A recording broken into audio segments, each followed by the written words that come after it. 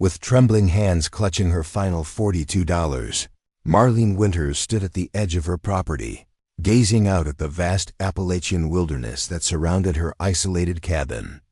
8 months of struggling to maintain her small herb farm after losing her environmental research position had hollowed her cheeks and etched worry lines around her eyes, but couldn't extinguish the stubborn flicker of determination that had kept her going since the university's budget cuts eliminated her 20-year career studying native plant species. The foreclosure notice she held announcing she had 30 days to vacate the land her family had owned for 3 generations seemed more like a cruel joke than reality. The property was her only connection to her parents, who had died in a flash flood when she was just 19. The herb business barely breaking even. And worse still, the development company that had purchased the surrounding properties was already pressuring her to sell quickly, claiming the entire mountain would soon become an exclusive resort that would make her modest home appear even more out of place.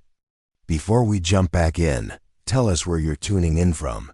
And if this story touches you, make sure you're subscribed, because tomorrow, I've saved something extra special for you. Rain pounded the roof of Marlene's weathered cabin as she sorted through the last of her mother's belongings, finally facing the painful task she'd avoided for nearly 20 years. Her faithful German shepherd, Rusty, lay at her feet, his gray muzzle resting on paws that had traveled countless mountain trails alongside her. At 13, he moved more slowly these days, but his amber eyes remained alert and watchful, especially when Marlene's niece, Ellie, visited from the neighboring town. "Are we really going to lose our home, Aunt Mar?" Ellie had asked during her last visit, her voice small but without self-pity. From the kitchen table, she had sorted through Marlene's collection of medicinal plants, her fascination with botany a striking echo of her aunt's own passion at that age. The memory of Ellie's question haunted Marlene as she opened another dusty box from the attic. Inside lay her mother's journals, meticulously documenting the plant species that grew on their mountain, alongside regional folklore about natural remedies that had been passed down through generations of mountain healers. Rusty raised his head suddenly, ears perked toward the window as the storm outside intensified. "Just the wind, old boy," Marlene murmured, though she felt a strange prickle of unease that had nothing to do with the foreclosure notice or the development company's threats. The harsh ring of her landline phone startled them both. Cell service was unreliable this deep in the mountains, and few people called her landline anymore. "Marlene?" "It's Sheriff Dawson," came the gruff voice when she answered. "Turn on your TV if you've got power. There's something you should see." The solemnity in his tone sent a chill through her that had nothing to do with the draft seeping through the cabin's aging windows. The local news was running a special report that made Marlene sink slowly into her father's old armchair, one hand pressed to her mouth in shock. 2 young sisters, Lily and Emma Pearson, ages 9 and 11, had vanished from a nearby campground 4 years ago, in one of the most extensive and heartbreaking search operations the region had ever seen. Their faces had been plastered across the state for months, their parents' desperate pleas broadcast nationally. Marlene herself had joined the volunteer search parties that combed the mountains for weeks. And now, inexplicably, a hiker had discovered items believed to belong to the missing girls, a weathered backpack containing a child's journal with the name Emma Pearson inside, found wedged between rocks nearly 15 miles from where they'd disappeared. "We're reopening the investigation," Sheriff Dawson explained when he called back. "The search is starting again at first light. Given your knowledge of these mountains and your background in environmental research, we could use your help, Marlene." She agreed without hesitation, despite knowing that the development company's representatives were scheduled to visit tomorrow to make their final offer on her property. Some things mattered more than real estate disputes. Marlene slept fitfully that night, her dreams plagued by the faces of the missing Pearson girls, interspersed with memories of her own childhood, exploring these mountains with her parents. Rusty's sudden, urgent barking jolted her awake at 3:17 a.m., according to her bedside clock. The dog stood at her bedroom door, his posture rigid, emitting not his usual alert bark, but something more primal, almost a howl. "What is it, boy?" Marlene whispered, reaching for her flashlight. Rusty bolted down the hallway toward the back door, scratching frantically at the weathered wood. Years of living alone in the mountains had taught Marlene to trust both her instincts and her dogs. She pulled on her boots and heavy coat over her pajamas, grabbing her emergency pack, always ready by the door with first aid supplies, water, and basic survival tools, and followed Rusty into the storm. The rain had subsided to a steady drizzle, but the ground was saturated, making each step treacherous in the darkness. Rusty moved with unexpected vigor for his age, leading her away from the cabin and up a barely visible trail that wound deeper into her property, toward the ridge that marked the boundary of her land. "Rusty, slow down!" Marlene called, her flashlight beam bouncing erratically as she struggled to keep pace. The dog paused briefly, looking back with an intensity that silenced any further protests. Something was driving him forward with a purpose Marlene hadn't seen in years. The trail narrowed as they climbed, the familiar landscape transformed by darkness and recent rainfall into something almost otherworldly. Marlene realized they were heading toward what locals called the Forgotten Valley, a remote depression between two ridges that was nearly inaccessible due to the dense vegetation and unstable ground. It was an area her mother had always warned her about as a child, claiming the earth there was restless after a long-ago mining collapse. Rusty suddenly veered off the trail, forcing Marlene to scramble through underbrush slick with rain. Her boots sank into mud as she followed, branches scratching at her face and hands. She was about to call Rusty back. The terrain was becoming too dangerous in these conditions, when the dog stopped so abruptly that Marlene nearly tripped over him. He stood rigid, staring at what appeared to be a sheer rock face, partially concealed by a curtain of vines and moss. But Rusty's attention was focused on something at the base of the cliff, where the recent rainfall had caused a significant erosion of soil. Training her flashlight on the spot, Marlene gasped. What had likely been concealed for years was now partially exposed, an opening in the rock face, no larger than a small window, from which a thin stream of water now trickled. "A cave?" Marlene whispered, moving closer. Rusty whined, pawing at the opening, then looked back at her with an urgency she couldn't ignore. Marlene knelt in the mud, aiming her flashlight into the darkness. The beam revealed a narrow passage that appeared to widen just beyond the entrance. Her scientific mind raced through possibilities. This geological formation shouldn't exist here according to any surveys she'd studied of the region. Was it a natural cave system that had somehow gone undocumented? Or something man-made, perhaps connected to the old mining operations that had once dotted these mountains? Either way, Rusty's behavior suggested there was something or someone inside. The responsible course of action would be to mark the location and return with the sheriff's search team at daybreak. But Rusty had begun digging frantically at the opening, enlarging it with each pawful of mud removed. And something else nagged at Marlene's conscience. If by some miracle this was connected to the missing Pearson girls, every minute could matter. She couldn't walk away. Pulling her phone from her pocket, Marlene attempted to call Sheriff Dawson, but as expected, there was no signal this deep in the mountains. Making a quick decision, she used the phone's GPS to mark their location, then scribbled a note on the waterproof notepad from her emergency pack, securing it with a rock at the mouth of the trail. If she didn't return, at least someone might find this breadcrumb. "Okay, Rusty, we'll check it out. But carefully," she told the dog, who had already managed to enlarge the opening considerably. Marlene assessed the gap. It would be a tight squeeze for her, but possible.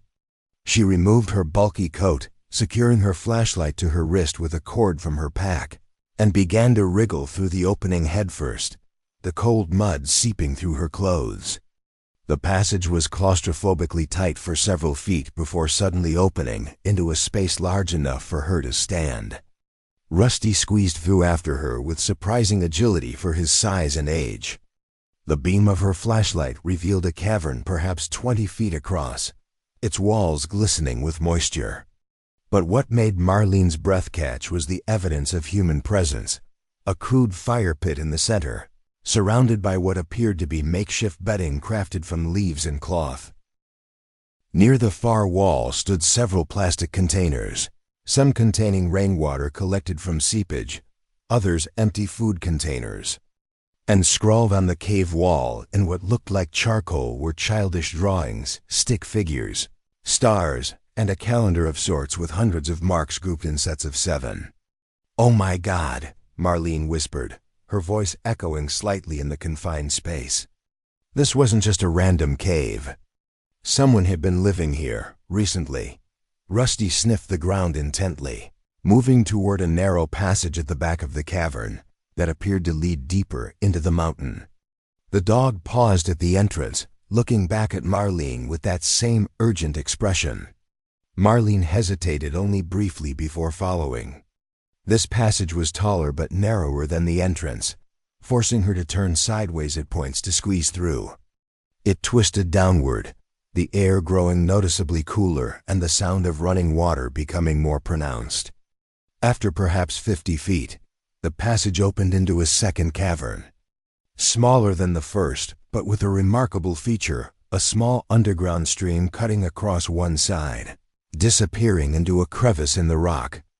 And there, huddled together on a raised rock formation beside the stream, were two figures that made Marlene's heart nearly stop. Two girls, their faces smudged with dirt. Their clothes tattered and pieced together from what looked like their original. Garments combined with bits of fabric that Marlene recognized with a shock as coming from her own clothesline items she'd assumed had blown away in storms over the years. The older girl's arm was protectively wrapped around the younger, both painfully thin but unmistakably alive. Their eyes, reflecting the beam of her flashlight, were wide with fear. "Lily? Emma?" Marlene said softly, her voice barely above a whisper. She moved slowly, keeping her distance to avoid frightening them further. "My name is Marlene. I live in the cabin on the mountain. I'm here to help you." The older girl, Emma, Marlene presumed, pulled her sister closer. "How do you know our names?" Her voice was hoarse, as if rarely used. "Everyone knows your names," Marlene explained gently. "Your parents have been looking for you for 4 years. The whole state has." She lowered her flashlight to avoid blinding them, but could still see the confusion on their faces. 4 years? The younger girl, Lily, whispered. "It's been that long?" Preparing and narrating this story took us a lot of time, so if you are enjoying it, subscribe to our channel. It means a lot to us. Now back to the story. The realization hit Marlene like physical blow. These girls didn't know. Somehow they'd lost track of time in this underground world they'd created. "Yes, sweetheart. It's been 4 years. But your parents never stopped looking for you. And now we've found you, and we're going to take you home." Emma's grip on her sister loosened slightly, but wariness remained in her eyes. "We can't go out the front way anymore. There was a collapse. That's why we moved deeper in." She gestured to the passage Marlene had just traversed. "Is that clear now?" "It is," Marlene confirmed, trying to piece together their incredible story. "How did you end up here, Emma? What happened at the campground?" The sisters exchanged a glance that seemed to contain an entire conversation. Finally, Emma spoke. "We didn't get lost. We ran away." Her voice trembled slightly. "Our stepfather. He hurt us. Not all the time, but when he drank. Mom didn't believe us. Said we were making it up because we wanted our real dad back." Marlene felt a cold fury building inside her, but kept her expression neutral. "So you ran away during the camping trip?" Emma nodded. We'd explored these mountains before with our real dad.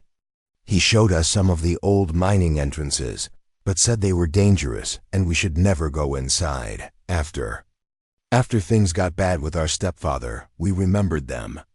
Thought maybe we could hide for a few days, make them scared enough to listen to us when we came back. But then the entrance collapsed behind us, Lily continued, her small voice echoing in the cavern.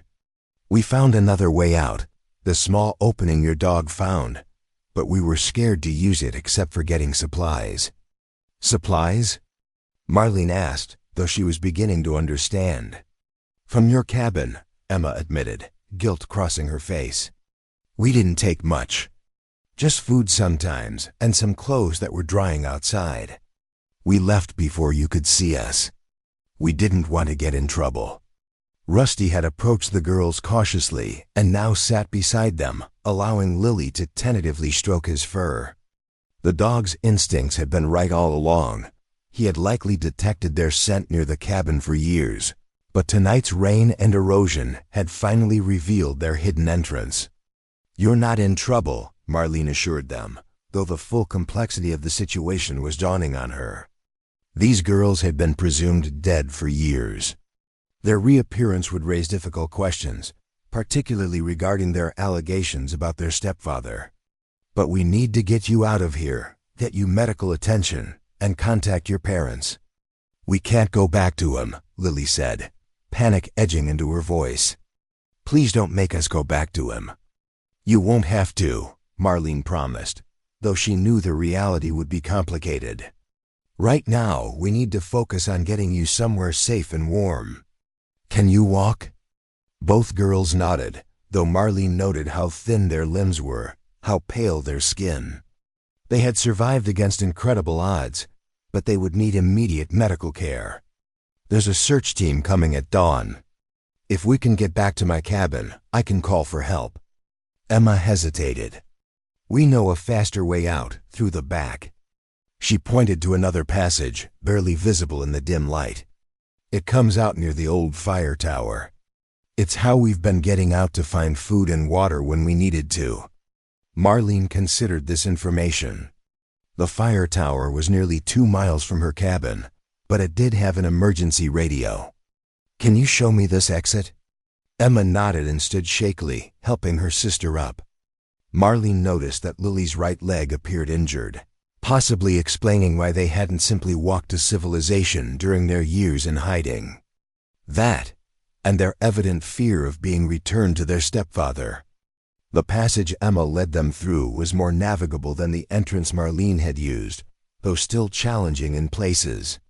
After about 20 minutes of careful movement, with Rusty leading the way as if he'd traveled this route before, they emerged onto a hillside near the old fire observation tower that had been decommissioned years ago, but was still maintained as a historical landmark.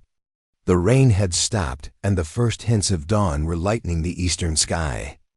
Marlene helped the girls up the metal stairs of the tower, each step clearly painful for them after their years of confinement. Inside the small observation room, she located the emergency radio system that Forest Service volunteers still maintained. Sierra Station, this is Marlene Winters at the Northridge Fire Tower, requesting immediate medical assistance. I have located Lily and Emma Pearson. Repeat, I have found the Pearson girls, alive. They need immediate medical attention. Over. The stunned silence that followed her transmission lasted only seconds, before the radio crackled to life with the voice of a dispatcher, requesting verification and details. As Marlene provided the necessary information, she watched the two girls huddled together on the floor, Rusty protectively curled around them. The magnitude of what was unfolding struck her. These children had survived for 4 years in a cave system no one knew existed, directly under property that developers were planning to bulldoze within the month. Within 20 minutes, the sound of helicopter rotors filled the air, and within an hour, the remote hillside was swarming with emergency personnel, law enforcement, and media vehicles navigating the difficult terrain to reach them. Sheriff Dawson arrived with the first medical team, his weathered face showing shock and then profound emotion when he saw the Pearson girls wrapped in emergency blankets. "You did it, Marlene," he said, gripping her shoulder. "How in God's name did you find them when hundreds of searchers couldn't?" Marlene glanced at Rusty, who remained vigilantly beside the girls even as paramedics examined them. "I didn't," she said simply. "Rusty did. He's known they were there all along, I think. He just needed the right conditions to show me." As the girls were carefully loaded into medical transport, Emma reached out and caught Marlene's hand. "Will you come with us, please? I don't want to talk to them alone." Marlene looked to the sheriff, who nodded. "Go ahead. I'll need your full statement later, but right now, those girls need someone they trust." In the helicopter flying toward the regional medical center, Marlene held the girls' hands as a physician began preliminary examinations. The story was already breaking across national news channels, reporters scrambling to explain the miraculous discovery of two girls long presumed dead. But the full story, their stepfather's abuse, their deliberate disappearance, their incredible survival, was still known only to Marlene and would need to be handled with the utmost care. As they approached the hospital, Emma squeezed Marlene's hand. "Our parents, do they still want us?"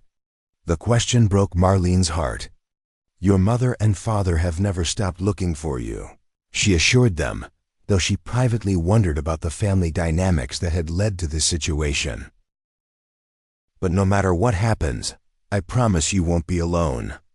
Rusty and I will make sure of that." The helicopter landed on the hospital helipad, where a medical team waited alongside police officers and standing slightly apart. A couple whose expressions of desperate hope were visible even from a distance, the Pearson parents, somehow already notified and present. As the doors opened and the stretchers were prepared, Marlene steeled herself for the complicated reunion ahead. The girls' survival was miraculous, but their journey was far from over. The allegations against their stepfather would have to be investigated, the years of trauma addressed, their remarkable resilience supported. But watching the sunrise paint the sky in brilliant hues of orange and pink, Marlene felt something she hadn't experienced in years, a sense of purpose greater than her own struggles. Whatever happened with her property, with the developers and their bulldozers, she knew with absolute certainty that she and Rusty had been meant to be on that mountain. At that precise moment in time, to uncover a truth that had literally been buried for years. Some mysteries, it seemed, required exactly the right combination of circumstance, instinct, and timing to reveal themselves. The chaos at the hospital was unlike anything Marlene had witnessed in her quiet mountain life. Doctors rushed the Pearson girls through a gauntlet of tests, while police established a protective perimeter to keep the swelling crowd of reporters at bay. Sheriff Dawson had pulled Marlene aside upon arrival, his weathered face grave as he explained the situation with the girls' parents. "Their biological father died 2 years ago," he said quietly. "Massive heart attack, likely triggered by the stress of their disappearance. Their mother remarried their stepfather, Richard Keller, about a year after the girls went missing. They're both here now." Marlene felt a cold weight settle in her stomach. The girls claimed their stepfather was abusive. "It's why they ran away." The sheriff's expression darkened. "We'll need to investigate that. Child Services is sending someone immediately. Meanwhile, I need you to stay with them. They trust you." Hours passed in a blur of medical terminology and police questions. The preliminary examination revealed that both girls were severely malnourished and vitamin D deficient, with multiple healed fractures that had set improperly. Lily's right leg showed signs of a compound fracture that had somehow healed without medical intervention, explaining her pronounced limp. Despite these hardships, their cognitive functions appeared remarkably intact, a testament to their resilience and ingenuity. From the corner of the examination room, Marlene watched as Emma recounted their survival story to a gentle-voiced child psychologist. The girls had initially planned to hide for only a few days, hoping to scare their parents enough that they'd be believed about the abuse.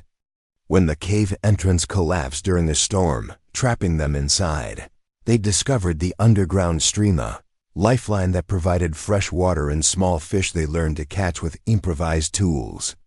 "We found another way out eventually," Emma explained, her voice steady despite her exhaustion. "A small opening that led to the hillside. But by then, we were scared to come back. What if no one believed us? What if they sent us back to him?" Lily, who had been silent for most of the examination, suddenly spoke up. "We saw the searchers sometimes, from hiding places in the woods. They came so close." Her small voice cracked. "But Emma said if they found us, they'd just take us home like nothing happened." The psychologist exchanged a glance with Marlene. The implication clear: these children had witnessed their own search parties, watching silently as an entire community grieved and eventually gave up hope of finding them alive. The psychological implications were staggering. A soft knock at the door preceded the entrance of a woman whose resemblance to the girls was unmistakable: Catherine Pearson Keller, their mother. Behind her stood a broad-shouldered man with a carefully composed expression that didn't quite reach his eyes. Richard Keller. Marlene felt Rusty, who had been allowed to remain with the girls as a comfort, stiffen beside her. The reunion was not the joyous scene depicted in movies. Emma physically recoiled when her stepfather entered, while Lily began to tremble visibly. Catherine rushed forward but stopped short of embracing her daughters, uncertainty and guilt warring on her face. "My babies," she whispered. "You're alive. You're really alive." The tension in the room was palpable, broken only when Sheriff Dawson stepped forward. "Mrs. Keller, Mr. Keller, given the circumstances, we need to speak with you separately. Child Services has advised that the girls remain under hospital supervision for now." Richard Keller's composed vacate cracked slightly. "What circumstances? These are our children. They've been missing for 4 years. We have every right." "They ran away because of you," Emma interrupted, her voice stronger than seemed possible from her frail frame. "You hurt us.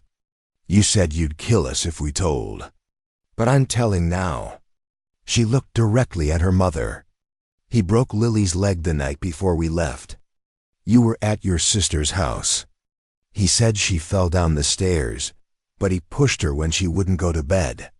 Catherine Pearson Keller's face drained of color.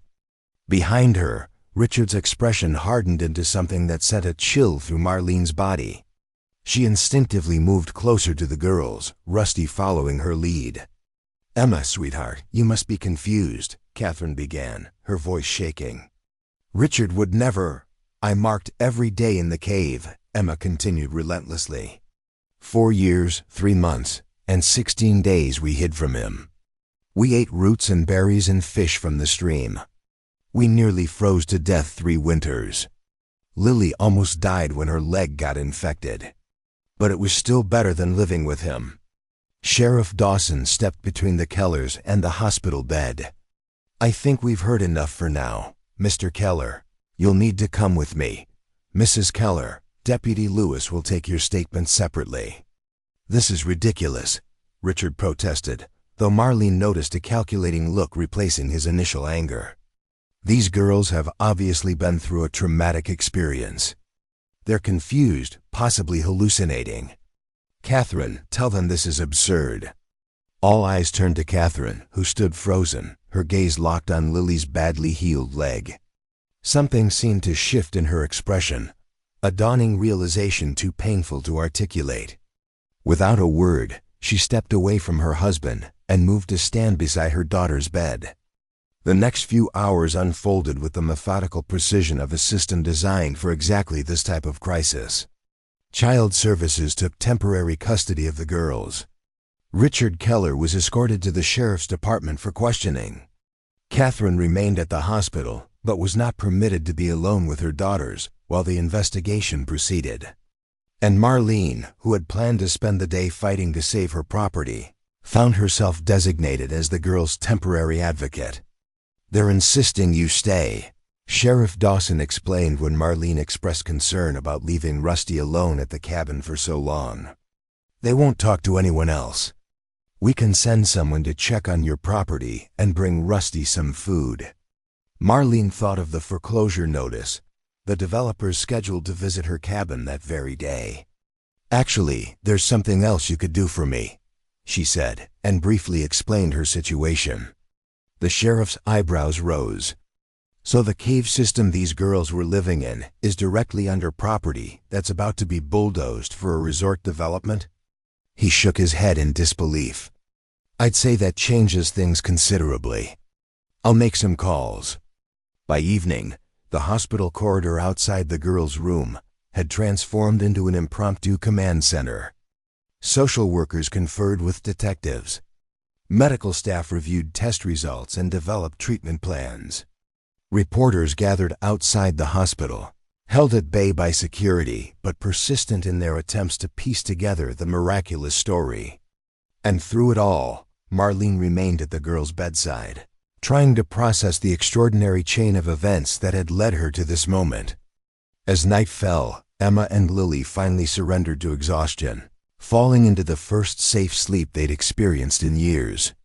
Marlene sat in the uncomfortable visitor's chair beside their bed, watching the steady rise and fall of their chests. A nurse had brought Rusty a bowl of water and some food scraps from the cafeteria, and the loyal dog lay at Marlene's feet, his vigilance undiminished despite the long day. "Ms. Winters?" A soft voice drew Marlene's attention to the doorway, where Catherine Pearson Keller stood, looking utterly broken. "May I speak with you, please?" Against her better judgment, Marlene nodded and stepped into the hallway, instructing Rusty to stay with the girls. Catherine led her to a small waiting area that had been cleared of other visitors. "I need you to know that I didn't know," she began, her voice barely above a whisper, "about the abuse. Or I didn't let myself know. Which is worse, isn't it?" Her hands trembled as she twisted a tissue between her fingers. After they disappeared, Richard was so supportive. He joined every search party. He held me when I cried myself to sleep. He helped me create the foundation in their names to help other missing children. She looked up, her eyes haunted. Was it all an act? How could I have been so blind? Marlene chose her words carefully. Sometimes we see what we need to see in order to survive. But what matters now is what you do next. Catherine nodded, a new resolve settling over her features. "I've told the sheriff everything. Things I'd dismissed or explained away. Bruises I'd attributed to playground accidents. Changes in their behavior I'd blamed on normal childhood phases." She drew a shaky breath. "Richard is being formally charged tonight. And one. I have a lot of making up to do, if my daughters can ever forgive me." Marlene thought of the girls sleeping in the hospital room, the years stolen from them, the hardships they'd endured. "Forgiveness may take time," she said honestly. "But they survived 4 years in that cave because they were holding on to hope. Don't underestimate the power of that." After Catherine left, Marlene returned to the girls' room to find Sheriff Dawson waiting for her. "You'll want to see this," he said, handing her a folder. Inside were preliminary survey results of the cave system beneath her property, hastily conducted that afternoon by a geological team. "It's extensive," he explained. "Much larger than anyone realized. Initial findings suggest it may contain several unique geological formations and possibly even undocumented species adapted to the underground environment." He allowed himself a small smile. "The university is already calling it a significant scientific discovery. They filed emergency papers to halt the development on environmental grounds." Marlene stared at the folder, struggling to absorb this new twist. "What does this mean for my property?" "It means the foreclosure is suspended pending further investigation. And there's more." He handed her another document. "The Pearson Family Foundation, the one established after the girl's disappearance, has Expressed interest in purchasing your property at well above market value to establish a research station and educational center about the cave system. He paused. Apparently, Catherine Pearson Keller made the decision personally this afternoon. She said it was fitting that the foundation created in her daughter's memory should protect the place that actually sheltered them. Marlene sank into the chair beside the sleeping girls, overwhelmed. 24 hours ago, she had been facing homelessness and the loss of her family's legacy. Now, through a series of events no one could have predicted, everything had changed. The next week passed in a whirlwind of activity. The girls' medical treatment progressed, their bodies slowly adjusting to proper nutrition and sunlight. Richard Keller was denied bail, with multiple charges filed against him as investigators uncovered a pattern of abuse that extended beyond his stepdaughters to other children in his past. Catherine began intensive therapy, staying in a hotel near the hospital but respecting the boundaries established by child services. And Marlene found herself suddenly at the center of a scientific breakthrough, as researchers documented the cave system that had become an unintentional sanctuary. The university that had once eliminated her position now offered her a role leading environmental research on her own property, with funding secured through a partnership with the restructured Pearson Foundation. 10 days after the discovery, Marlene sat on the edge of Emma's hospital bed, helping the girl sort through the get-well cards that had flooded in from across the country. Lily was undergoing physical therapy for her leg, making remarkable progress under the care of specialists. "Do you think we could see the cave again someday?" Emma asked suddenly, surprising Marlene. "Not to live there, just to visit. It was awful sometimes, but it was also—" She struggled to find the words. "It was your refuge," Marlene supplied gently. "It kept you safe when the world didn't." Emma nodded. "We learned so much there. How to find food, how to make fire, how to treat cuts and scrapes with certain plants. Lily kept a whole journal about the creatures we found. There were these pale fish in the deepest part of the stream that I don't think anyone knows about." Marlene smiled, recognizing the budding scientist in the girl. "Actually, the research team would probably love to hear about those observations. When you're ready, of course." A knock at the door preceded the entrance of Sheriff Dawson and a woman Marlene recognized as the lead social worker assigned to the case. Their expressions suggested news of significance. "Emma, we've been talking with your doctors, your mother, and the court," the social worker began carefully. "Everyone agrees you and Lily still need time to recover, both physically and emotionally. The court is considering various placement options while your mother completes her therapy program." Emma's face fell, her brief moment of scientific enthusiasm replaced by anxiety about their uncertain future. Marlene felt a familiar protective instinct rise within her. Actually, she found herself saying, "I have a suggestion. My cabin has 3 bedrooms, more than enough space. It's peaceful, close to nature, but still accessible to the medical care they'll need. And it's familiar territory for them." She glanced at Emma, whose expression had shifted to one of cautious hope. "If they'd be comfortable with it, and if it meets all the necessary requirements, I'd be willing to offer them a temporary home." The social worker and sheriff exchanged a look. "We were hoping you might say that," the sheriff admitted. "Given the unique circumstances and the bond you've already established, it could be an ideal transition arrangement. We'd need to conduct a formal home evaluation, of course. And their mother would need to agree," the social worker added. "I already have," came Catherine's voice from the doorway. She stepped into the room, maintaining a respectful distance from her daughter. "If Emma and Lily are comfortable with it, I think Ms. Winters' home would be perfect. It would give me time to complete my program and prepare a proper home for them, while knowing they're safe with someone they trust." Emma looked between the adults, then at Marlene. "Would Rusty be there too?" Marlene smiled. "Of course. He's already claimed the sunny spot on the porch as his permanent observation post."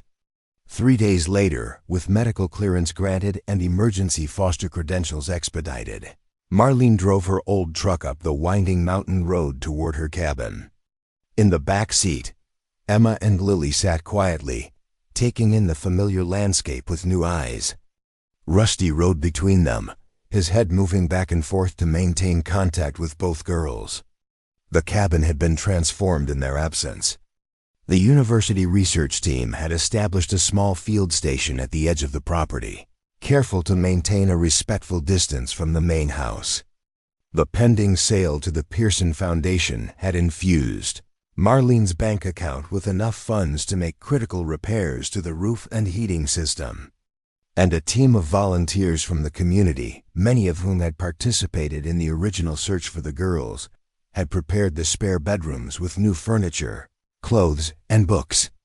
As they pulled up to the cabin, Marlene noticed Emma staring intently at the ridge where they had emerged from the cave. "It looks different in daylight," the girl said softly. "Everything does," Marlene agreed, understanding that the observation applied to far more than just the landscape. But different doesn't always mean worse. That evening, as the girls settled into their new rooms, sleeping above ground for the first time in over 4 years, Marlene sat on her porch with Rusty, watching the sun set over the mountains that had been her family's home for generations. The old German shepherd rested his graying muzzle on her knee, his eyes still alert despite his exhaustion from the day's excitement. "You knew all along, didn't you?" she murmured, scratching behind his ears. "All those times you barked at nothing, all those unexplained moments when you'd stare at the ridge." Rusty looked up at her with ancient wisdom in his amber eyes, as if to say some mysteries were meant to remain unsolved. In the distance, lights from the research station winked on as the team prepared for another day of cataloging the cave system's wonders. Tomorrow, Catherine would visit for her first supervised reunion with her daughters on neutral ground. The road ahead would not be easy for any of them. There would be therapy sessions and court hearings, nightmares and setbacks, difficult conversations and painful memories. But tonight, under a canopy of stars that seemed brighter somehow than they had just 2 weeks ago, Marlene felt a profound sense of rightness. The mountain had kept its secret until precisely the moment it needed to be revealed. The girls had survived against impossible odds. And she, who had been on the verge of losing everything, had instead found a new purpose, a new beginning. As if sensing her thoughts, Rusty gave a soft, contented sigh. Some mysteries were indeed unsolvable. But others, Marlene reflected as she gazed toward the cabin where 2 remarkable children now slept in safety, revealed themselves in their own time, in their own way, when the right person or the right dog was finally ready to discover them. Autumn painted the Appalachian mountains in brilliant hues of amber and crimson as Marlene guided her battered pickup truck along the winding road toward town. Beside her sat Emma, now wearing glasses that corrected the vision problems developed during her years underground. In the back seat, Lily paged through a scientific journal featuring her own hand-drawn illustrations of the pale, eyeless fish discovered in the cave's deepest pools, creatures now provisionally named Parasanikis cavernicola in honor of the girls who had first documented them. "Dr. Hernandez wants me to present at the geological conference next month," Emma said, breaking the comfortable silence, "about the cave formation patterns we've been mapping. She says our data challenges existing theories about limestone dissolution rates in this region." Marlene smiled at the confidence in the girl's voice, a dramatic transformation from the frightened child she'd discovered just 4 months earlier. "That's wonderful. Your insight has been invaluable to the research team. Mom's coming to watch," Emma added, testing the word mom carefully, as she'd been doing more frequently in recent weeks. "If that's okay." "More than okay," Marlene assured her, catching Lily's eye in the rearview mirror. "Your mother has earned the right to celebrate your achievements." Catherine Pearson's rehabilitation journey had been as remarkable as her daughter's physical recovery. Weekly therapy sessions, parenting classes, and supervised visits had gradually rebuilt a foundation of trust. The restraining order against Richard Keller remained in place as his case progressed through the legal system, his initial bravado crumbling as additional victims came forward with their own stories of abuse. The truck crested the final hill before town, revealing a view of the valley below where construction equipment surrounded the new Pearson Research Center. What had begun as a small field station had evolved into a state-of-the-art facility dedicated to studying the unique ecosystem of the cave system and providing educational opportunities for local schools. Catherine had redirected the Foundation's considerable resources toward scientific education and child advocacy, turning a tragedy into a force for positive change. "There's Mr. Turner's class," Lily pointed out as they approached the center.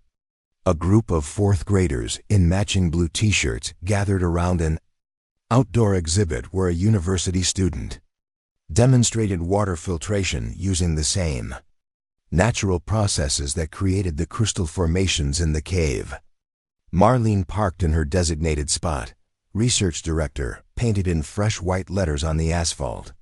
The title still felt surreal, as did the university ID badge that hung around her neck. The same institution that had eliminated her position during budget cuts now celebrated her as a pioneering environmental researcher. Her papers on the cave's ecological significance published in prestigious journals. Inside the center's main hall, Catherine was already waiting, her professional attire and composed demeanor a stark contrast to the broken woman Marlene had first encountered in the hospital corridor. She embraced her daughters with careful affection, respecting the boundaries they continued to establish, but showing the consistent presence that was gradually healing their fractured relationship. "The contractors finished the renovations on the house," Catherine informed Marlene after greeting her warmly. "The safety inspection is scheduled for next week." The house in question sat at the edge of town, close enough for the girls to continue participating in the research program and attending their new school, but far enough from the mountain to represent a fresh start.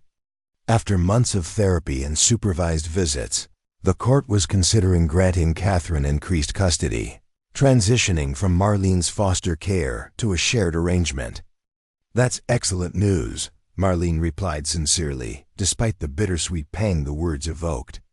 She had known from the beginning that her role in the girls' lives would evolve as their family healed, but the prospect of their departure from her daily life carried an unexpected weight. Catherine seemed to read her thoughts. "You know you'll always be part of their lives, part of our family," she said quietly as the girls moved ahead to greet the research team. "What you've done for them, for all of us, can never be repaid." Before Marlene could respond, Sheriff Dawson approached from the center's administrative wing, his expression suggesting news of significance. "Marlene, Catherine, do you have a moment? The district attorney just called." They followed him to a private office where he closed the door before continuing. "Keller has accepted a plea deal. 20 years minimum, no possibility of early parole, in exchange for a full confession." He hesitated, glancing toward the door where the girls could be seen through a window, excitedly showing their research notebooks to a graduate student. "The DA says this means the girls won't have to testify. They won't have to face him in court." The relief on Catherine's face was profound. "Thank God, they've been so brave, but the thought of them reliving everything in a courtroom." She didn't need to finish the sentence. Marlene felt a weight lift from her shoulders, one she hadn't fully acknowledged until this moment. The legal proceedings had cast a shadow over the girls' recovery, the uncertainty of a trial looming over their progress. Now that path, at least, had been cleared. "There's something else," the sheriff continued. "The plea includes a full disclosure of his previous victims. The FBI is involved now. It appears his pattern of abuse spans 3 states and nearly 15 years. The implications were staggering: how many lives had been damaged, how many children traumatized, while Richard Keller maintained his facade of respectability. Yet amid the horror, Marlene recognized the courage of two young girls who had chosen a cave in the wilderness over continued abuse, whose testimony had finally exposed a predator who had operated in the shadows for too long. Later that afternoon, as the research team gathered for their weekly meeting, Marlene watched Emma confidently presenting her findings on the cave's geological formation to a room of seasoned scientists. The girl pointed to complex charts with the assurance of someone twice her age, fielding questions with thoughtful precision. The evidence suggests the cave system began forming approximately 2.8 million years ago. But the most interesting features developed during a period of increased groundwater acidity, roughly 800,000 years ago, Emma explained, indicating a timeline she had constructed based on core samples. This corresponds with volcanic activity documented in adjacent regions. Dr. Hernandez, the lead geologist, nodded approvingly. Emma's analysis aligns perfectly with our radiometric dating results. I believe we're looking at one of the most significant karst formations in the eastern United States, with implications for understanding regional geological development during the Pleistocene epoch. From the back of the room, Lily raised her hand. Though 2 years younger and typically more reserved than her sister, she had developed her own scientific specialty, focusing on the cave's unique ecosystem. The biological adaptations we're observing suggest isolated evolution over at least 50,000 years, she added. The eyeless fish species shows genetic divergence from surface populations that's consistent with complete separation during the last glacial period. Marlene felt a surge of pride watching these remarkable children, not just for their scientific acumen, which was extraordinary, but for their resilience. They had transformed their trauma into knowledge, their isolation into expertise. Where others might have been broken by their experience, Emma and Lily had somehow found a way to reclaim their narrative, to give meaning to years that might otherwise have been defined solely by loss. After the meeting concluded, Marlene found Catherine waiting near the center's educational exhibits, where a display chronicled the discovery of the cave and the geological significance of the region, carefully edited to protect the girls' privacy while acknowledging their contribution to the research. "They're incredible," Catherine said softly. "Sometimes I look at them and can hardly believe what they've overcome." "Children are remarkably resilient when given the right support," Marlene replied, watching through the glass doors as Emma and Lily joined a group of researchers heading toward the cave entrance for afternoon fieldwork. They found a way to transform their experience into something meaningful. Catherine's eyes glistened with emotion. "The therapist says that's crucial for trauma recovery, finding meaning, creating a narrative that acknowledges the pain but doesn't let it define you." She paused, seeming to choose her next words carefully. "I've been doing the same work myself, trying to understand how I missed the signs, how I failed to protect them." "And what have you discovered?" Marlene asked gently. "That abusers are master manipulators. That isolation is their most powerful weapon. That shame silences victims more effectively than threats." Catherine's voice strengthened as she continued. "And that's why the Foundation's new direction is so important. We're developing programs to help schools identify warning signs, to create safe spaces where children can speak without fear, to support families in crisis before they shatter." The Foundation's evolution had been as remarkable as Catherine's personal transformation. What had begun as a missing children's organization focused primarily on search efforts and public awareness had expanded to address the root causes that made children vulnerable in the first place: domestic violence, inadequate social services, and instability and insufficient mental health resources. "The girls' hearing is next Tuesday," Catherine continued, referring to the family court session that would determine the next phase of custody arrangements. "My lawyer thinks the judge will approve the transition plan. They could be home with me by Thanksgiving." She hesitated. "I hope you'll still be a regular part of their lives." "Wild horses couldn't keep me away," Marlene assured her with a smile, though she felt the familiar bittersweet ache at the thought of the cabin's empty bedrooms. Besides, they're integral to the research team now. The scientific community would revolt if their wonder kids disappeared.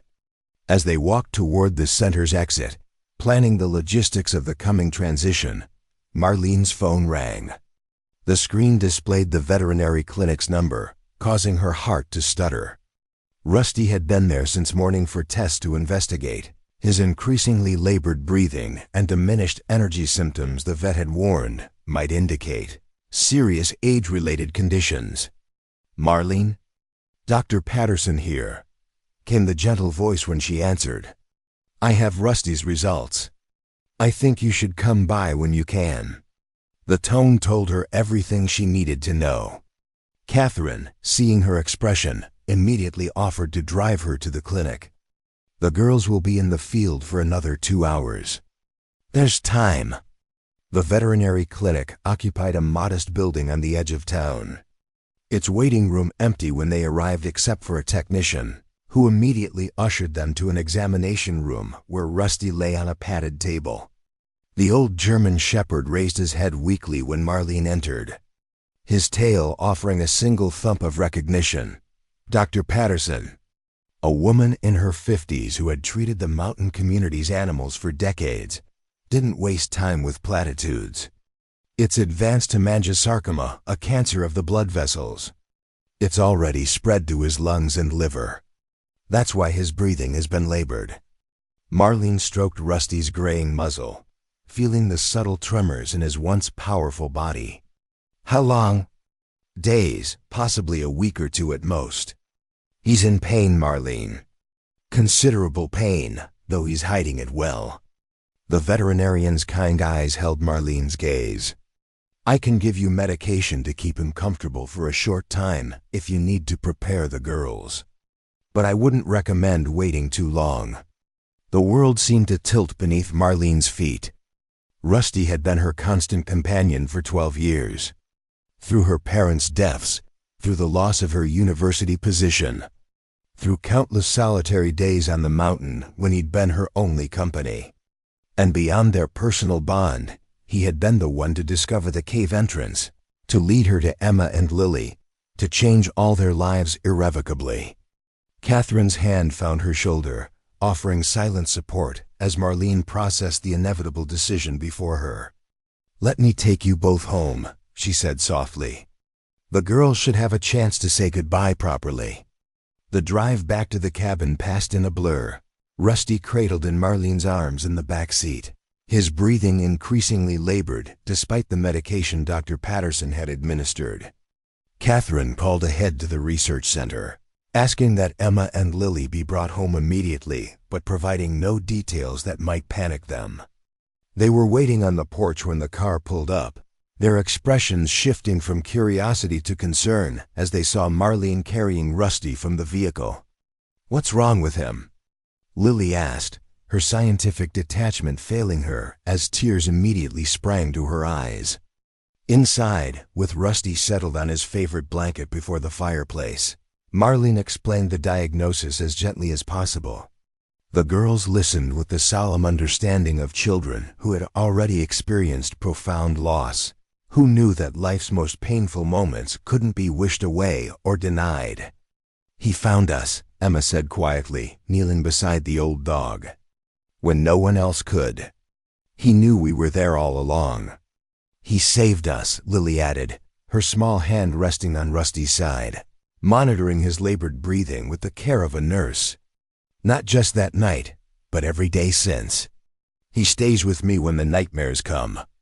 Catherine, who had been quietly preparing tea in the kitchen, joined them in the living room. "What can we do to make his last day special?" she asked, addressing the question to all of them, but particularly to the girls, offering them agency in this difficult moment. Emma and Lily exchanged a look, communicating in the silent language they had developed during their years of isolation. "Can we take him to the ridge?" Emma asked finally. "Where he found the cave. Just for a little while. So he can see the valley and the sunset." Marlene glanced questioningly at Catherine, who nodded her understanding and support. Together, They fashioned a stretcher from a blanket and carried Rusty to Marlene's truck. The drive to the ridge was slow and careful, the old vehicle navigating the familiar path one final time. The autumn sun hung low over the mountains as they reached the overlook near where Rusty had discovered the cave entrance months earlier. The valley below was ablaze with fall colors, the research center visible in the distance, its windows reflecting the golden light. They settled Rusty on his blanket at the edge of the ridge, the old dog's eyes brightening momentarily as he surveyed the landscape that had been his home.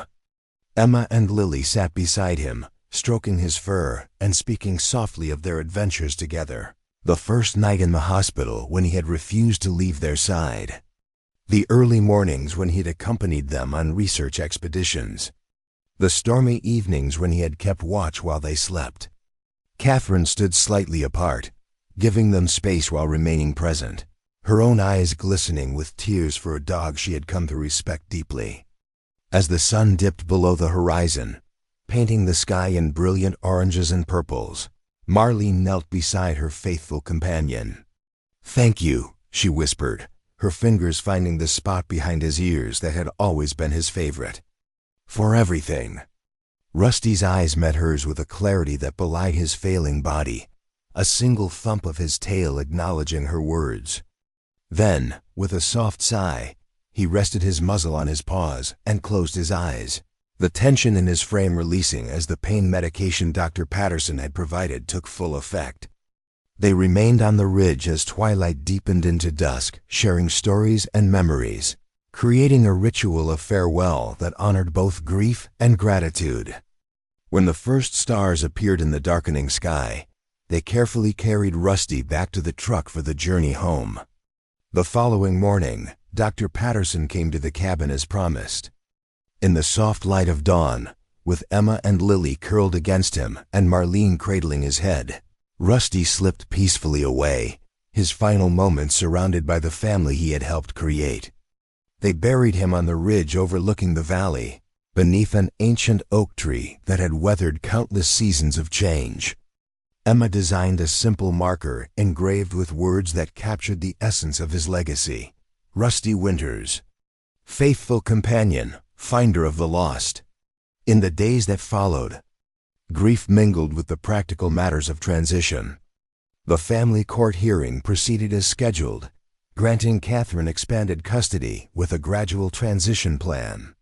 The research center continued its work, with Emma and Lily dividing their time between scientific pursuits and the more ordinary aspects of childhood that had been denied them for so long: school friendships, sports teams, music lessons. 1 month after Rusty's passing, as Marlene sorted through research papers in her cabin office, a knock at the door revealed Sheriff Dawson standing on her porch. "Got a minute?" he asked, his expression suggesting this wasn't a social call. Inside, he declined coffee but sat heavily at the kitchen table. "The FBI finished processing the evidence from Keller's property," he began without preamble. "They found something you should know about." He placed a folder on the table and opened it to reveal photographs of a familiar German Shepherd Rusty, several years younger but unmistakable. These were among Keller's personal effects. "According to the metadata, they were taken about 5 years ago near your property."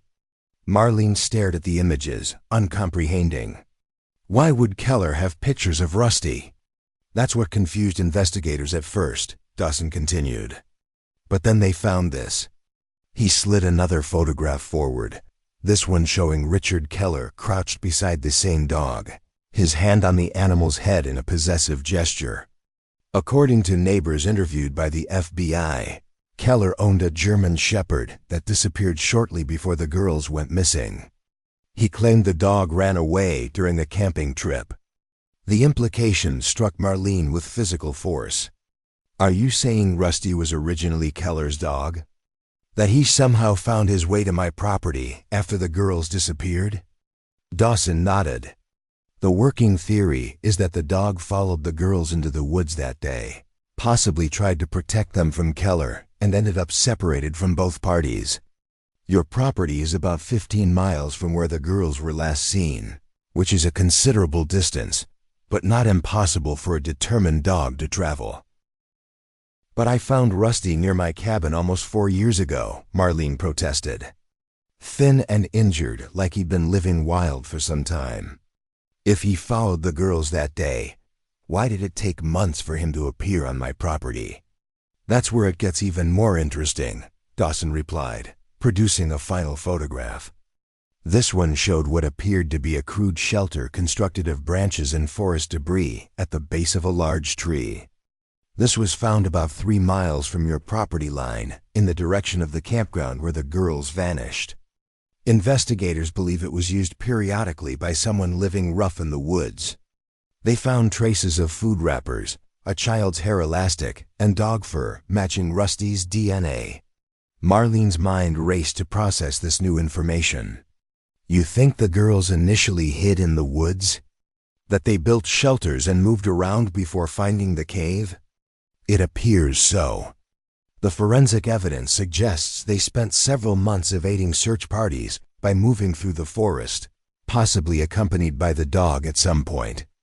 That would explain why initial searches found no trace of them near the cave. They weren't there yet.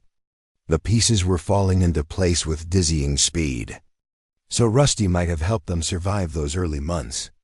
And when they eventually found the cave and began living there more permanently, he may have continued patrolling the area," Dawson finished, "looking for them. Which could explain why he was drawn to your property. It's the closest human habitation to the cave entrance." The revelation cast Rusty's years with Marlene in an entirely new light. His frequent disappearances into the woods, his inexplicable barking at the ridge, his immediate bond with Emma and Lily upon their discovery. It hadn't been coincidence or canine intuition. It had been the culmination of a 4-year vigil, a loyal guardian watching over children who had vanished from the world but remained present in his faithful heart. That evening, when Emma and Lily arrived with Catherine for their weekly dinner at the cabin, Marlene shared the sheriff's discovery. The girls listened with rapt attention, their expressions shifting from surprise to understanding to profound emotion. "He ran after us," Emma said softly, the pieces clicking into place in her analytical mind. "When we slipped away from the campsite that night. I remember a dog barking, but I thought it was from another campsite. He found us in the woods a few weeks later," Lily added, her eyes wide with the recovered memory. "We were scared at first, but he had food in his mouth, a package of hot dogs he must have taken from somewhere. He kept bringing us things. We called him Scout then," Emma continued, a sad smile touching her lips. "He stayed with us most nights, but sometimes he'd disappear for days. We thought he was finding food. But maybe he was trying to lead someone to you," Marlene finished, thinking of all the times Rusty had barked at the ridge, all the times she had called him back without investigating. "Maybe he was trying to tell me all along." The revelation brought a strange comfort in the wake of their loss. Not just the knowledge of Rusty's extraordinary loyalty, but the understanding that his life had held profound purpose. He had not merely discovered the girls by chance that stormy night. He had been searching for them for 4 years, keeping vigil over the children who had fled from the man who had once been his master. As they sat together in the cabin that had become a nexus of healing for all of them, Catherine raised her glass in a toast. "To Rusty," she said, her voice steady despite the emotion in her eyes. "Who reminds us that loyalty isn't blind, it's a choice renewed each day. Who shows us that sometimes the most profound acts of courage come from the most unexpected sources."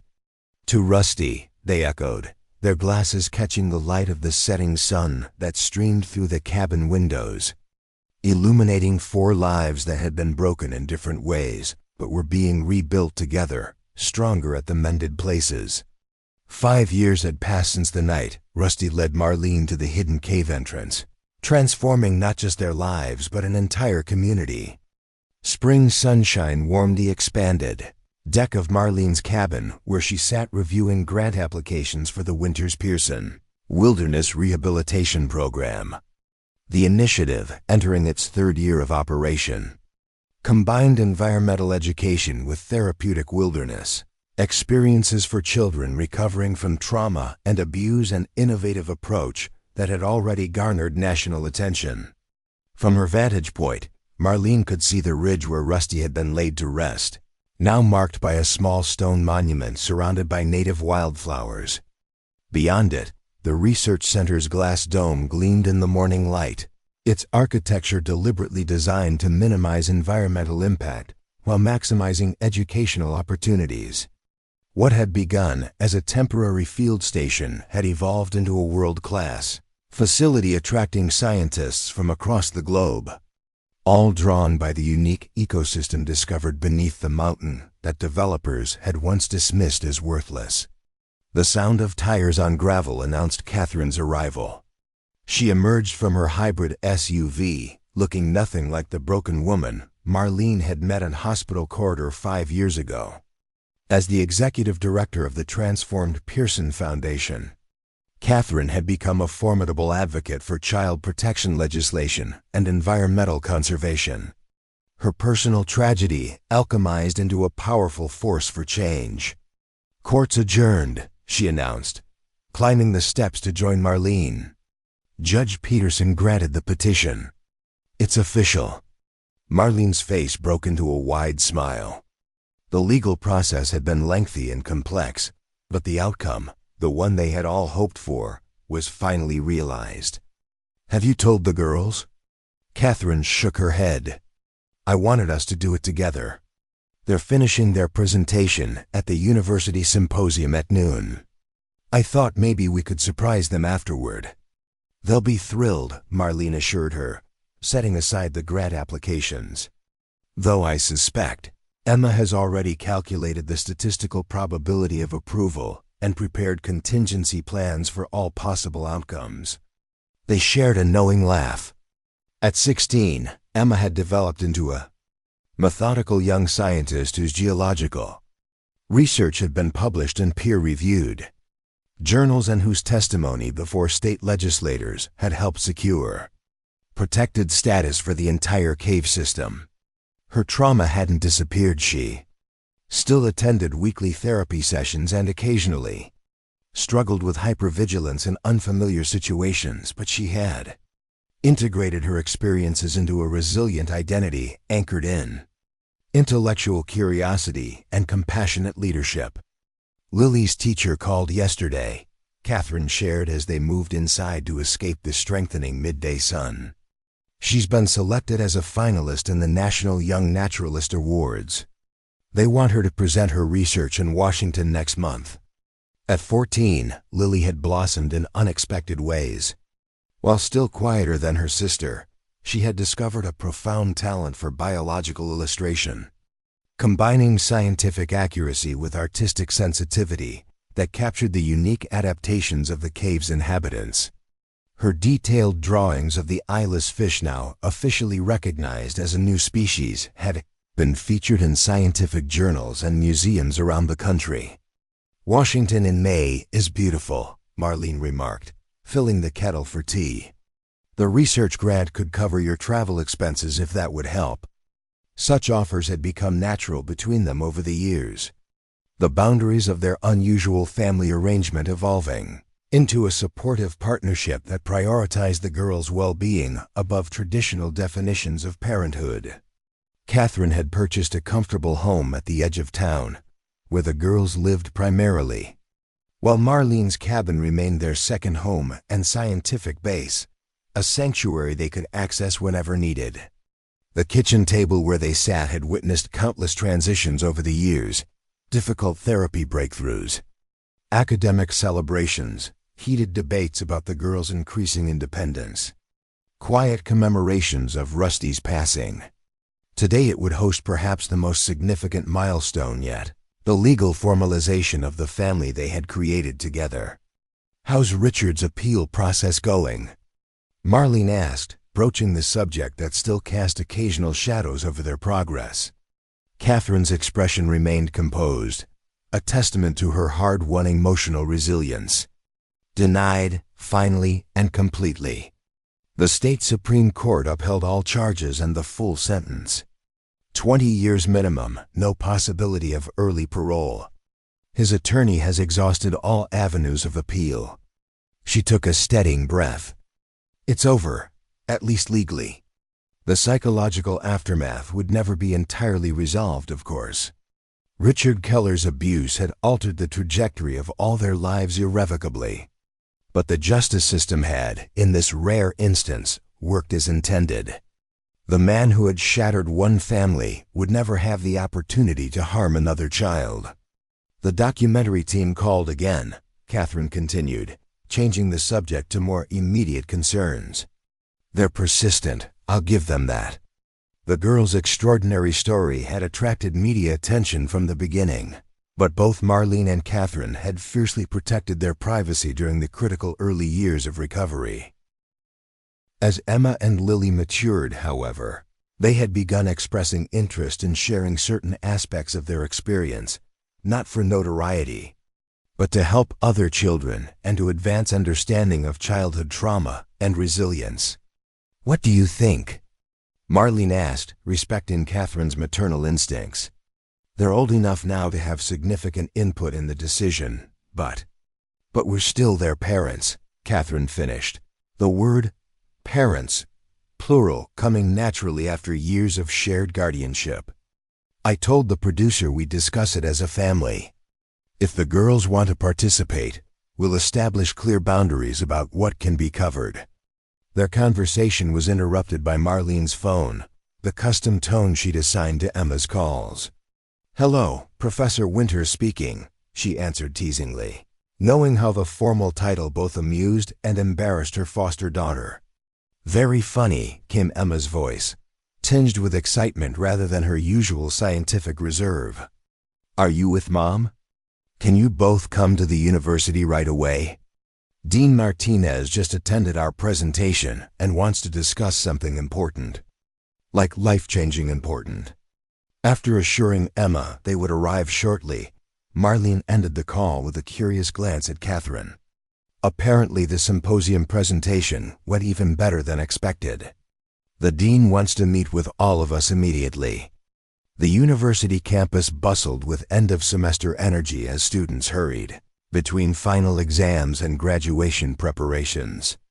Marlene and Catherine made their way to the Earth Sciences building where Emma and Lily waited outside the dean's office. Their formal presentation attire slightly rumpled from a morning of scientific demonstrations. You should have seen it, Emma exclaimed without preamble, her usual composure overtaken by genuine excitement. We were explaining the karst formation's unique chemical composition when Dean Martinez asked about potential pharmaceutical applications. Lily showed him her research on the antimicrobial properties of the cave bacteria, and he just started making phone calls right there in the middle of our presentation. We thought he was bored at first, Lily added with a small smile. But then the pharmaceutical department chair arrived, and they started talking about research partnerships and patent potential. Before Catherine or Marlene could respond, the dean's door opened to reveal a distinguished woman in her 60s who gestured them inside with barely contained enthusiasm. You must be Ms. Pearson and Dr. Winters. Please come in. What your daughters have discovered may revolutionize our understanding of antibiotic resistance. The meeting that followed was a whirlwind of scientific terminology and academic protocols. But the core message was clear. The unique bacteria Lily had documented in the cave's deepest pools showed unprecedented effectiveness against multiple antibiotic-resistant infections. The university was proposing a major research initiative, with Emma and Lily officially credited as co-discoverers despite their young age. We'd like to establish a joint research venture between the university's pharmaceutical department and the Pearson Research Center, Dean Martinez explained. With proper development, these compounds could potentially save countless lives. And of course, any patents would recognize the girls' foundational contributions. As the adults discussed logistics and legal considerations, Marlene observed Emma and Lily exchanging one of their silent communications, a slight raising of eyebrows, a nearly imperceptible nod. They had developed this private language during their years in isolation, and it had remained their way of checking in with each other during overwhelming situations. "This is a lot to process," Catherine finally said, ever the protective mother. "The girls are still minors, and while we support their scientific endeavors, their well-being remains our priority." "Of course," the dean agreed readily. "We're proposing a structured program that would allow them to contribute meaningfully while continuing their education. No exploitation, no undue pressure. They've already accomplished more than many doctoral candidates." As they left the meeting an hour later with preliminary agreements in place, Catherine pulled Marlene aside while the girls chatted, animatedly with a graduate student who had been assigned as their research liaison. "The custody ruling, and now this all in one day," she marveled quietly. "When I think about where we were 5 years ago." "Life has a way of surprising us," Marlene replied, watching Emma gesturing emphatically as she explained some scientific principle to her attentive audience. "Sometimes tragically, sometimes magnificently." They chose to share the custody news over dinner at Marlene's cabin, the place where their unusual family had first taken shape. The table on the expanded deck overlooked the valley below, the research center visible in the distance, its lights beginning to glow as evening approached. "Before we discuss the university proposal," Catherine began once they were settled with their meal, "we have something important to tell you both." She glanced at Marlene, who nodded encouragingly. "The judge approved our petition this morning. The co-guardianship is now permanent and legally binding." The girls exchanged a look before Emma spoke. "So it's official? You're both legally our parents now?" "Equally?" "That's right," Marlene confirmed. "In the eyes of the law, we're both responsible for you until you turn 18 and well beyond that in every way that matters." The arrangement was unconventional, neither a traditional adoption nor a temporary foster placement, but a carefully crafted legal framework that recognized the unique bonds they had formed through extraordinary circumstances. It formalized what they had practiced for years: shared parenting across 2 households, collaborative decision-making, and unwavering commitment to the girls' well-being. "Does this mean we can finally get a dog?" Lily asked, her serious expression breaking into a hopeful smile. It was a question she had raised periodically since Rusty's passing, always met with gentle deferrals as they all processed their grief. Catherine and Marlene exchanged a glance that contained years of shared understanding. "Actually," Marlene said, "I've been in touch with a rescue organization that specializes in rehabilitation of former service dogs. There's a 3-year-old German Shepherd named Luna, who was retired early from police work due to anxiety in urban environments. They think she might thrive in a quieter setting with experienced handlers. She needs a family who understands trauma," Catherine added softly. "Who knows that healing is rarely linear. Who can be patient while she learns to trust again." The parallels weren't lost on Emma and Lily, whose own journey of recovery had taught them profound lessons about patience and resilience. "When can we meet her?" Emma asked, her scientific detachment momentarily replaced by genuine excitement. "This weekend, if you'd like," Marlene offered. "She's currently with a foster family about an hour from here." As dinner progressed, their conversation shifted to the university's proposal, the upcoming trip to Washington for Lily's award ceremony, and Emma's pending college applications. Though only 16, she had already been approached by several prestigious institutions, offering early admission and research opportunities. "MIT's program is outstanding," Emma acknowledged, "but their campus is so urban. I don't know if I'm ready for that environment yet." Her candid self-awareness reflected years of therapy and personal growth, recognizing her triggers without being defined by them. "You don't have to decide right away," Catherine assured her. "And remember, wherever you choose, this mountain will always be here. Some roots run too deep to sever completely." As twilight deepened into dusk, they moved inside to the living room, where a wall of photographs chronicled their journey Emma and Lily's first day of public school after years of isolation. The ribbon-cutting ceremony for the research center. Catherine receiving the humanitarian award for the foundation's work.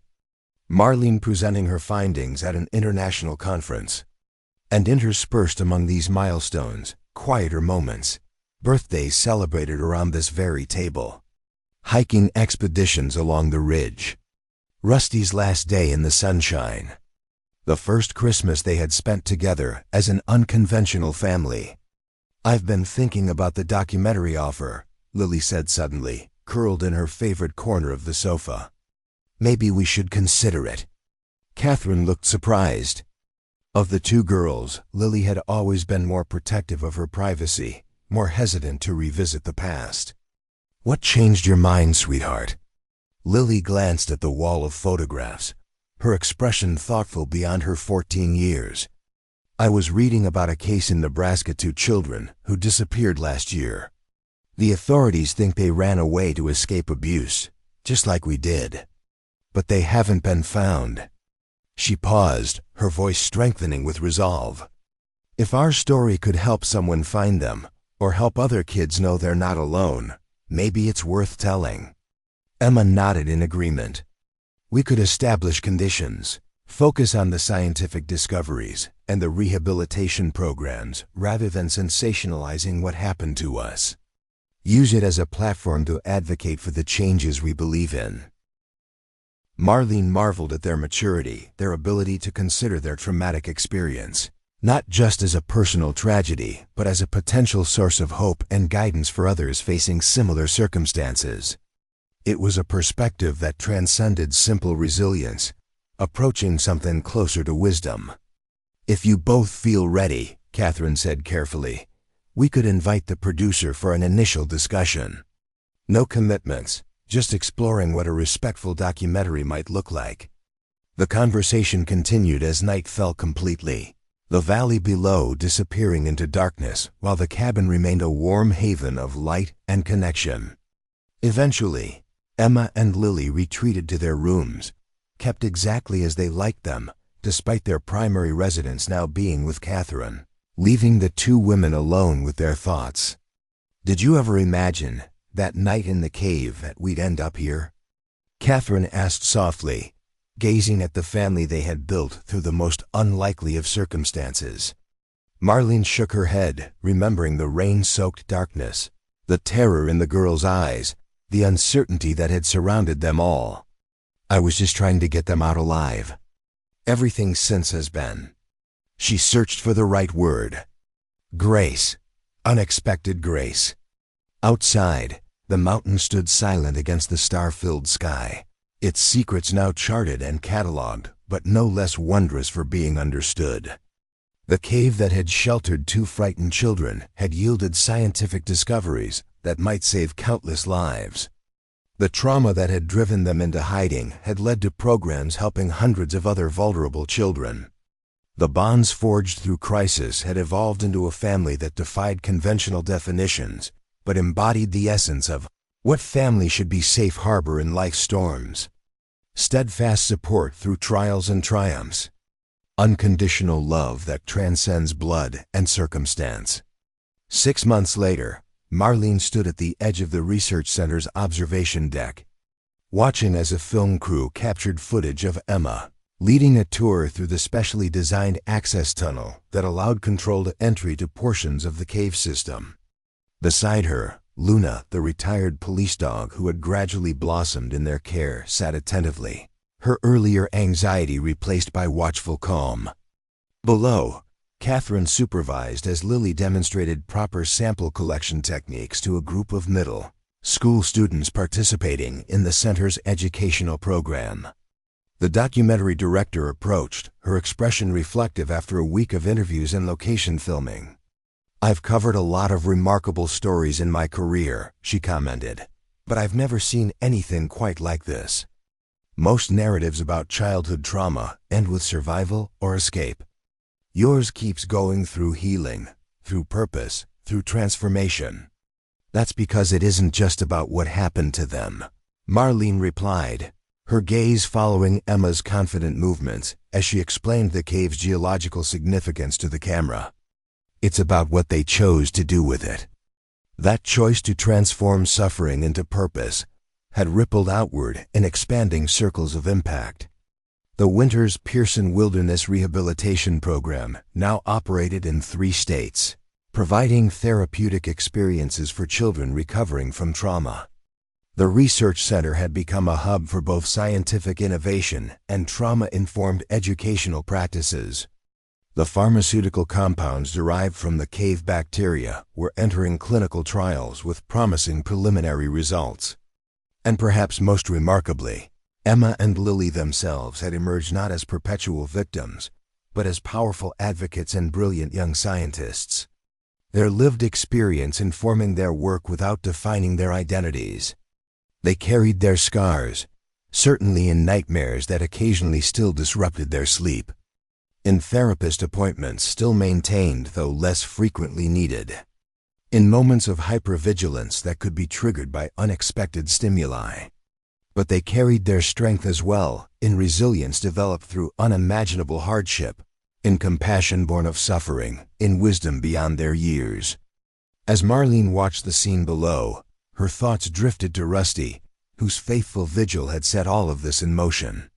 The simple stone monument on the ridge bore the words Emma had chosen, "Finder of the Lost."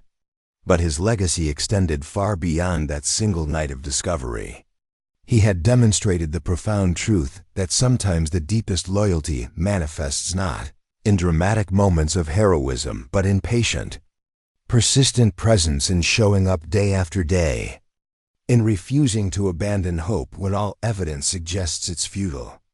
Luna nudged Marlene's hand with her nose, sensing the shift in her mood. The new dog would never replace Rusty. But she had brought her own gifts to their unusual family, her progress from fearful anxiety to cautious trust mirroring the journey they had all undertaken in different ways. As the sun began its descent toward the western mountains, Catherine joined them on the observation deck, her expression serene despite the whirlwind of activity surrounding the documentary production. Emma's taking the film crew to the university lab next to document the pharmaceutical research. Lily's finishing up with the school group. She glanced at her watch. "We should still be on schedule for dinner at the cabin, if you're still up for hosting." "Always," Marlene assured her. It had become their tradition Friday night dinners at the cabin, regardless of the week's chaos or commitments.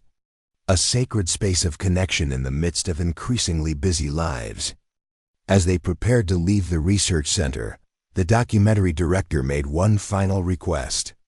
"Could we get a shot of all 4 of you together on the ridge? Where it all began." The symbolism would be powerful for the closing sequence. That evening, as the sun cast long shadows across the mountain, they stood together at the spot where Rusty had led Marlene to the hidden cave entrance 5 years earlier. The film crew captured their natural interactions, Catherine adjusting Lily's windblown hair, Emma explaining some scientific principle to Marlene with characteristic intensity, all of them laughing at Luna's playful attempts to herd them into a tighter group. But it was the unscripted moment after the cameras stopped rolling that truly encapsulated their journey. As they lingered on the ridge, watching the valley below transition from day to night, Emma spoke quietly. "You know what I've been thinking about lately? How so many terrible things had to happen for us to end up here, like this." She gestured to encompass not just their physical location, but the family they had become. The abuse, the cave, the years of hiding, it was all horrible. But if none of it had happened, we wouldn't be us, Lily finished simply. Not just separately, but together. This specific us. Catherine's arm tightened around her younger daughter's shoulders. "I would spare you every moment of suffering if I could. But I understand what you mean." From unimaginable darkness came. She searched for words adequate to the complexity of their journey.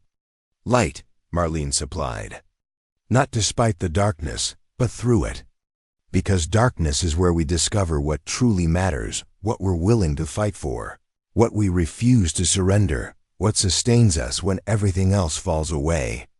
As they made their way back down the mountain toward the cabin where dinner waited, the last rays of sunset illuminated their path, turning ordinary stones to gold and casting long shadows that stretched behind them like the stories that had shaped them, stories of loss and discovery, of trauma and healing, of a loyal dog who refused to abandon his search, of two girls who survived against impossible odds, of women who found unexpected strength in shattered dreams, of a mountain that held secrets until exactly the right moment for their revelation.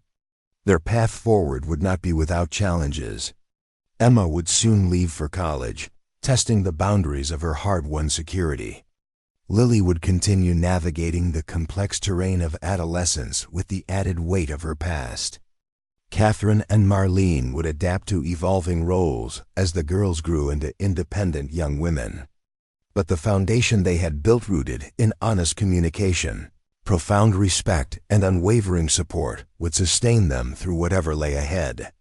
In the gathering dusk, Luna trotted ahead of them on the familiar path, her posture alert but relaxed, a living embodiment of the transformation possible when fear gives way to trust. When wounds are met with gentle care, when the past informs but does not imprison. Behind them, the ridge where it all began receded into shadow, the cave's entrance hidden once more by darkness. But unlike 5 years ago, its secrets were no longer buried. Its depths had been illuminated, its treasures cataloged, its legacy secured for generations to come. And perhaps that was the most profound lesson of their extraordinary journey, that darkness itself is not the enemy. The enemy is the belief that darkness is permanent, that what is lost cannot be found, that what is broken cannot be mended, that what is buried cannot be discovered. Their story stood as living testimony to a different truth, that with sufficient courage, compassion, and persistence, even the deepest darkness can yield to light, revealing treasures more valuable than anyone could have imagined. Up next, you've got 2 more standout stories right on your screen. If this one hit the mark, you won't want to pass these up. Just click and check them out. And don't forget to subscribe and turn on the notification bell so you don't miss any upload from us.